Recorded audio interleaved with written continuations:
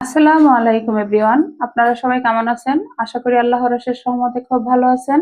আমিও আলহামদুলিল্লাহ ভালো আছি। তো আজকে রেসিপি চিকেনের একটা থাই রান্না। তো এই চিকেন থাই রান্না করার জন্য এখানে আমি চিকেনের বুকের মাংস নিয়ে নিছি 300 গ্রামের মতো। এটা এখন রান্নাটা শুরু করব। বিসমিল্লাহির রহমানির রহিম। এই যে একটা ফ্রাই প্যান বসাই দিছি, চুলাটা জ্বালাই দিছি। 100 গ্রাম দিয়ে দিলাম বাটার।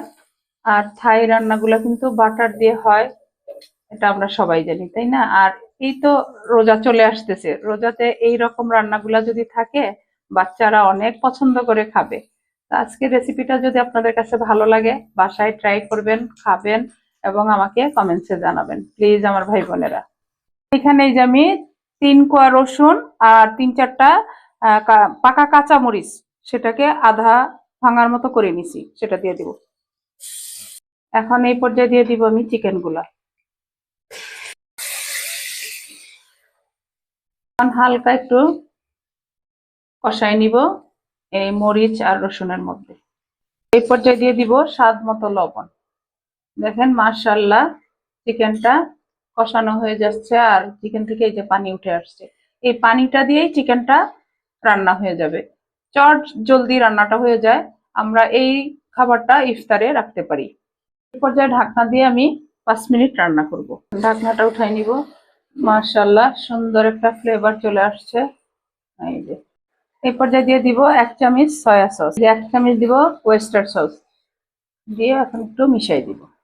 আমার প্রিয় ভাই বোনেরা দেখেন হয়ে গেল অলমোস্ট আমার থাই চিকেন রান্না করা। এখন এই পর্যায়ে দিয়ে দিব আমি 1 আটি পালং শাক, এই যে কেটে ধুয়ে পরিষ্কার করে রাখছি, সেটা দিয়ে দিব। আর চুলার আঁচটা থাকবে হাই ফ্লেমে, যাতে পালং শাকটা একেবারে গ্রিন থাকে। এই যে নেড়ে চেড়ে রান্নাটা করে নিব। একে সহজ না, দেখেন রান্নাটা কিন্তু খাইতে অসম্ভব টেস্টি। আর থাই বলে কথা, বাচ্চারা তো নাম শুনে চলে আসবে খাওয়ার জন্য, তাই না?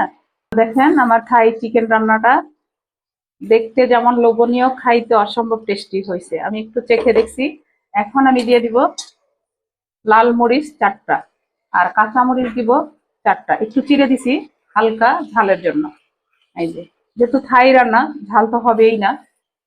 এই যে হয়ে গেল আজকে আমার ছোট্ট একটা রেসিপি। এই রমজানে ইফতারে রাখতে পারেন, এটা রুটি, পরোটা, ভাত, পোলাও সবকিছুর সাথে ভালো লাগে। এখন আমি নামাই নিব, নামায় সার্ভ করে আপনাদের সাথে শেয়ার করব। এই যে দেখেন হয়ে গেল মাশাআল্লাহ থাই চিকেন রান্না। এরকম চিকেন থাকলে টেবিলে বসে আর উঠতে ইচ্ছে করবে না, মনে হবে যে পুরোটাই খেয়ে নিই, তাই না? তো যাই হোক, আজকে একেবারে অল্প সময়ের মধ্যে এই থাই চিকেন রান্না করা শেষ হয়ে গেল। আমি আপনাদের কাছ থেকে বিদায় নিব, আবার নতুন কোনো রেসিপি নিয়ে আসবো। আল্লাহ হাফিজ।